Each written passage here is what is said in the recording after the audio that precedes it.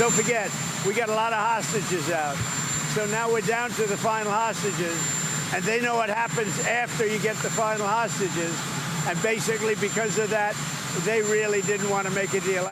As hostage families plead for Trump to help get the final hostages out of Gaza, the president says Hamas just didn't want to make a deal in talks this week.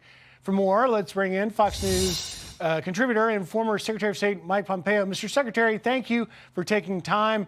I know you just heard that incredibly emotional words from Lashai Miran-Lavi, the spouse of one of the hostages. Where do you see things standing now? Well, Griff, it's great to be with you. And it's just heartbreaking to hear the hostage family stories. It's heartbreaking for those who've lost loved ones. Remember, we're now coming on 2 years on. The tragedy of what Hamas did should never be forgotten. And in that same sense, we should never forget who is responsible for this. I know these families want the Americans and the Israelis to do everything they can to get them home. I'm confident that they're doing that. But it is the Iranian regime. It is Hamas, these terrorist barbarians that are continuing to hold hostages. And it should come as no surprise to anyone that they took these hostages for a reason. It was what kept them in power. And the fact that they're now down to just a handful of hostages is going to be the most hard sticking point, because they are the last leverage that Hamas has to maintain control over the Gazan people. And so I'm very hopeful President Trump and Prime Minister Netanyahu will deliver a ceasefire deal that makes sense for Israel, gets the hostages home, and eliminates the threat that something like what happened on October 7th can ever happen again. Mr. Secretary, do you see this as a setback when Steve Witkoff just packed up his tent and left Qatar? And then, of course, yesterday we heard President Trump sort of intimating that maybe this is a step backwards, saying ultimately Israel needed to, quote, finish the job. Griff, I dealt with a Secretary of State. I dealt with hostage situations. I dealt with conflict.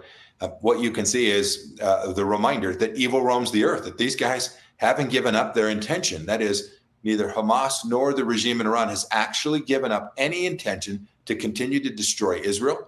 I'm confident if we just let it go, if we just said it's all fine, knock yourselves out, send the hostages back, we're going to let Hamas stand power, they'll take hostages again next week. This is who they are. They must be defeated. And I think President's comment that said we have to finish the job is spot on. They have to be eliminated. Their weapons have to be taken out of their hands. The political leadership in Gaza has to be fundamentally reshaped, reformed. It can't be Hamas. It can't be Iran. If we don't get those things right, Griff, we'll be right back at this. Even if we were blessed enough to get all of these hostages home that remain alive and the bodies of those that are still inside of Gaza, we have to remember they took Americans hostage in 1979. They've killed Americans. They'll take hostages again. They're still holding folks in Evin prison. This is not a short-term problem. This is a long-term challenge we have to win. You know, talking about problems, clearly the situation inside Gaza with regards to aid is turning into a dire one. And I thought it was interesting just about an hour or so ago, Mr. Secretary, UK Prime Minister Keir Starmer tweeted about it, taking a pretty hard line on Israel, saying Israel must allow aid in overland to and the starvation unfolding in Gaza. The situation is desperate. We are working with Jordans to get aid into Gaza. What do you make? Is there daylight here between Keir Starmer and maybe President Trump and, of course, Israel, which has denied any claims that they're in any way precluding stopping aid from getting inside of Gaza? Griff, Prime Minister Starmer's statement is just fundamentally fraudulent. The Israelis, who are fighting an enemy that's trying to kill them, is providing food to the Gazan people in wartime. As a matter of historical fact, right, to feed your adversary and their civilians while you're still at war with them, that's really quite something.